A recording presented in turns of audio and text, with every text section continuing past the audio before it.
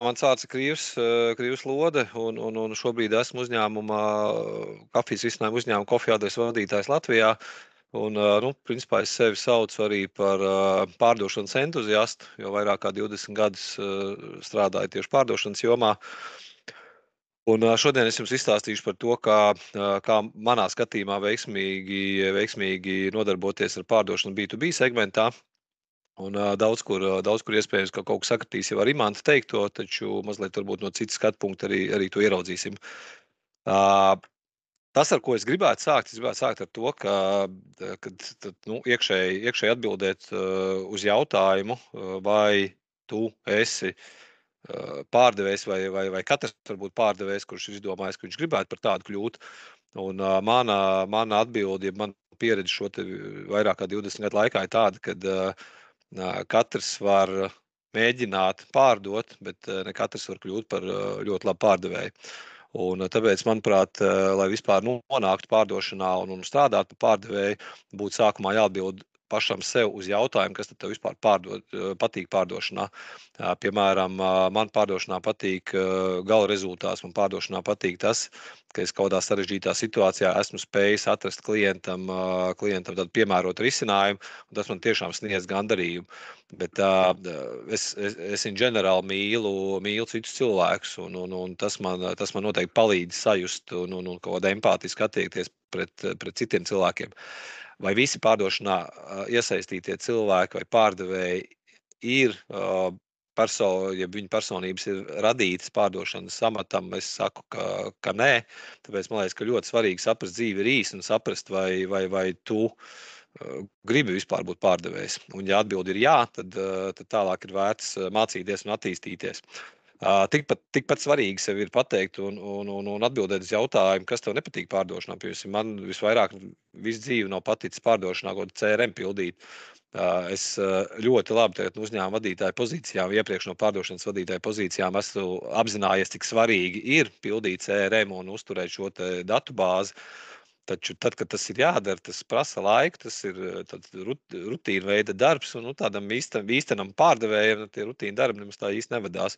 Tad vēl viena būtiska lieta, ja tu esi nokļuvis pārdošanā un tu esi pārdevējs, uzdot sev jautājumu, kāds ir tavs mērķis pārdošanā, kāds ir tavs mērķis šodien, kāds tavs mērķis ir, nedēļas griezumā, mēneša griezumā, gada mērķis, kāds ir tavs 5 gadus vai 10 gadus mērķis pārdošanā, ja? Un visbeidzot, kāds plāns tev ir šī mērķa sasniegšanā? Vai tev ir plāns? Un ja nav plāns, tad ķeries viņam klāt.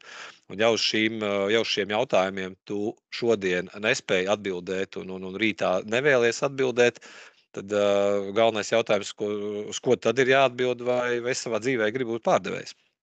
Bet es pieņemu, ka jūs visi, tie, kas esat šeit pieslēgušies, esat un gribat būt pārdevēji.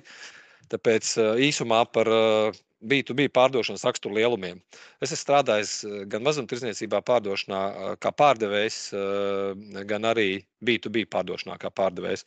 Un tad, kad es no mazumtirdzniecības pārgāju uz B2B pārdošanu, man personīgi bija ļoti liels tāds kultūra un profesionālais šoks, jo no vides, kurā pie manis nāca klienti, kuriem lielākoties vajadzēja strādāt tajā laikā Statoilā par pārdevēju, un klienti nāca, un tur grūtākais, kas man bija viņiem jāpiedāvā tajā laikā, bija sākt piedāvāt tur hotdogu un kolu, tur padzerties pie ēdienu vai ēdienu pie padzērienu un tam līdzīgi, kas likās jau sarežģīti un grūti. Un tagad tu nokļūst B2B pārdošanā, nokļūst principā vidē, kurā tavam klientam neko nevajag. Vai tas ir potenciāls klients vai esošs jau klients, viņam ir labi tā, kā ir.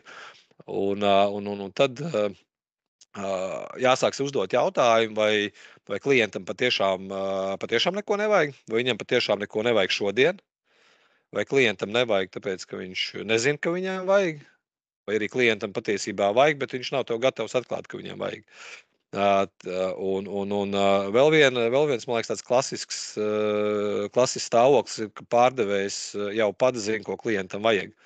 Un te mēs bieži varam nonākt pie situācijā, ka klientam ir daudz vairāk iebildumu nekā jums būs argumentu, tāpēc, kad klientam nepatīk, ka viņam pārdevējs nāk un saka priekšā, ko viņam vajag. mēs parunāsim par to, ko klients grib dzirdēt no pārdevēja, bet tas būs nedaudz uz priekšu. Tad vēl viena, nu, es teiktu, ne ļoti laba lieta, ja pārdevējs ir pārāk liels savu produktu fans. Un pārdevējiem noteikti ir jāpārzina savus produktus, ir jāpārzina savu produktu īpašības, kā šīs īpašības var izmantot klienta kaut kādu vajadzību vai problēmu situāciju risināšanai. Bet tajā brīdī, ja klients kļūst par savu produktu lielāko fanu, tas var traucēt, sadzirdēt un sajust reālo klientu vajadzību un kaut kādu problēmu situācijas risināšanu. Un tu skrien ar karogu pa priekšu ar savu produktu un brīnies, kāpēc neviens to neskrien pakaļ. Tad vēl klasisks situācija ir tāda, ka pārdevējiem tendence domāt un runāt par to, ka pie konkurentiem viss ir labāk, ka viņiem ir labāks, lētāks, ērtāks risinājums, vai tas ir pakalpojums, vai vienalga. Ja? Un, manuprāt, arī te ir ļoti svarīgi atcerēties vienu lietu, kad ir lietas, ko jūs varat ietekmēt, un lietas, ko jūs nevarat ietekmēt, un koncentrēties uz savu piedāvājumu labākajām īpašībām ir daudz produktīvāk nekā domāt par to, kas konkurentam ir labāks. Jo konkurenti pārdevēji tieši tāpat domā par jūsu produktiem, ka jums viss ir labākais.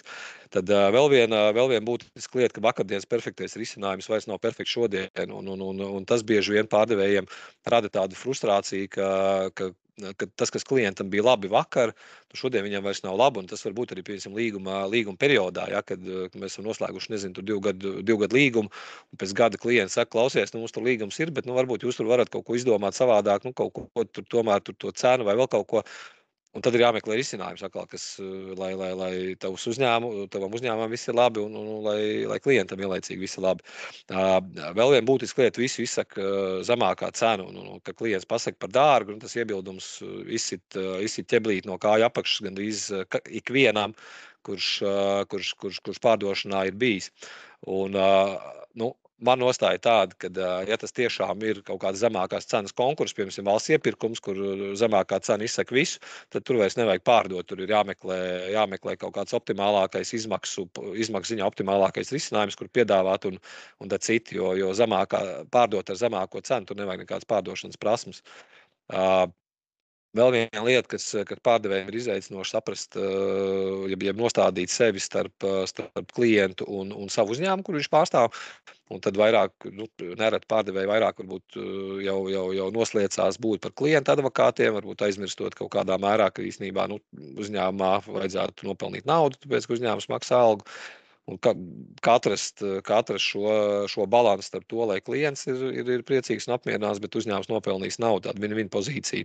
Un pēdējais, bet nemazāk svarīgais pārdošanas rakstura lielums ir saprast priekš sevis, kāda veida attiecības ar klientu vēlies izveidot, vai tās ir īstermiņa vai ilgtermiņa. Jo īstermiņa attiecībās pārdot ir salīdzinoši vienkārši, ilgtermiņa attiecībās tas ir daudz sarežģītāk. Un patiesībā viss, ko es varu ieteikt un rekomendēt, ejot pie klienta B2B biznesā, ir nepārdot.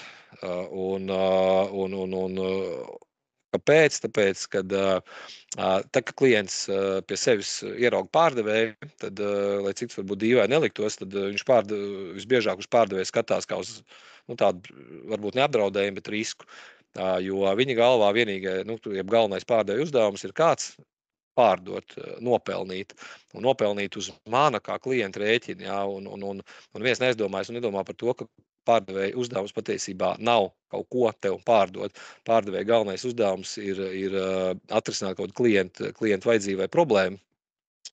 Un ko B2B biznesā pārdevējiem būtu jādara, būtu jāizveido uzticēšanās starp sevi un klientu.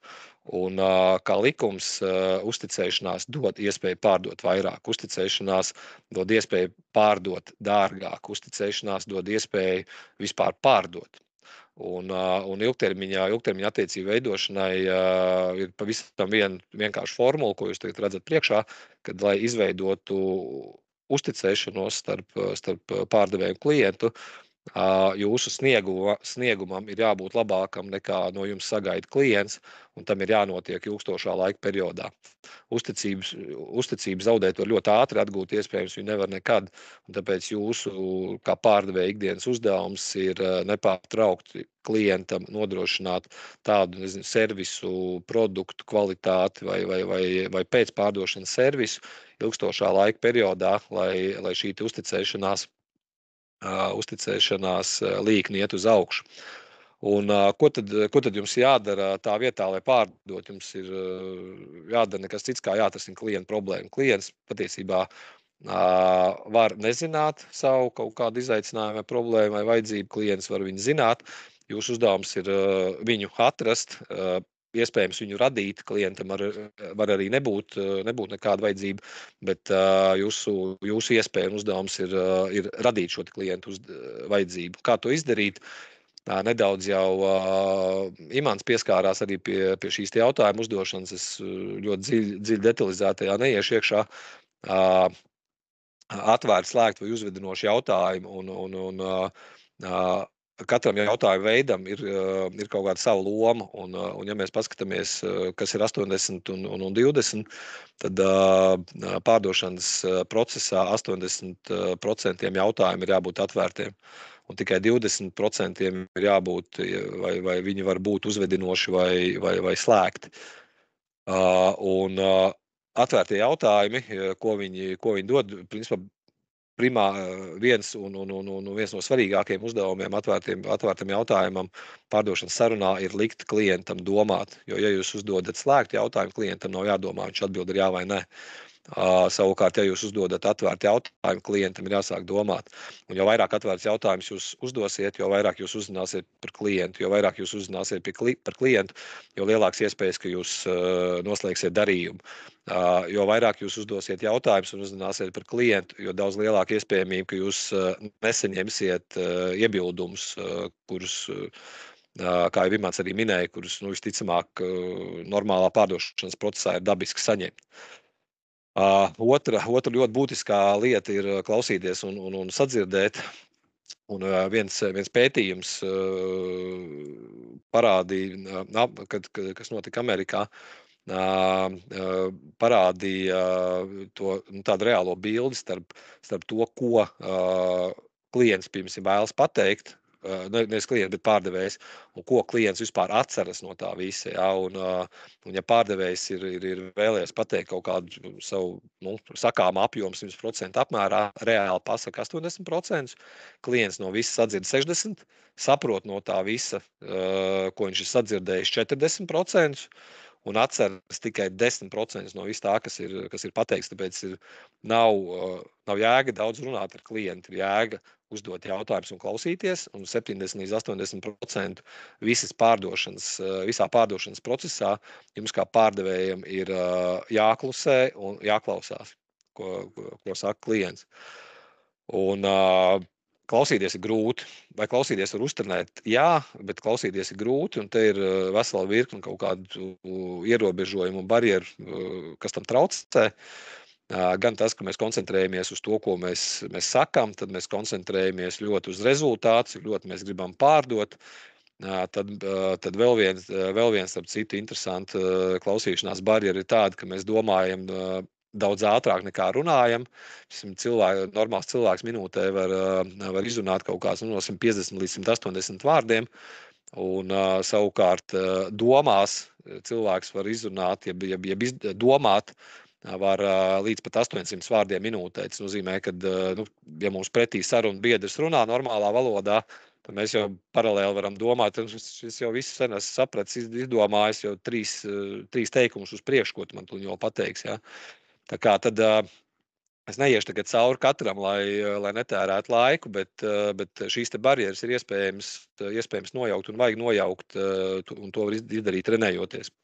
Un pavisam nedaudz par iebildumiem, kas iekrāsot ne pavēl sarkanā krāsā, tāpēc, ka visbiežāk tādi iebildumi, kā jūsu produkts ir pārāk dārgs, man neko nevajag, konkurentiem ir savādāks risinājums vai vēl kaut kas. Tie visi ir iebildumi, kur visbiežāk netrenēti pārdevēji noliek uz tādas pauzes, kurā tu esi samuls kā minimums, neveikli mēģina izlīst no situācijas vai vienkārši pamāja galvu un saka, jā, tad jau šodien neko. Un iebildums tiešām ir ļoti dabiska klienta reakcija, un nevajag par viņu apvainoties vai citādi par to stresot. Un iebildumiem ir veseli modeļi, kādā veidā ar viņiem strādāt. Viens no modeļiem ir darboties, mazinot klientu pretestību un vienlaicīgi palielinot savu piedāvājumu pievilcību. Ja tu kā pārdevējs esi strādājis abās pusēs šajā gadījumā, tad ir daudz lielāka iespējamība, ka tu noslēgsi darījumu, kā piemēram, arī ļoti klasiski, ja klients pasaka pārdevējiem, tavs produkts ir par dārgu, tad ko pārdevējs sāk darīt? Sāk uzreiz meklēt kaut kādus pretargumentus vai argumentus, pat īsti nenoskaidrojot, ko klients ar to ir domājis. Ja? Tad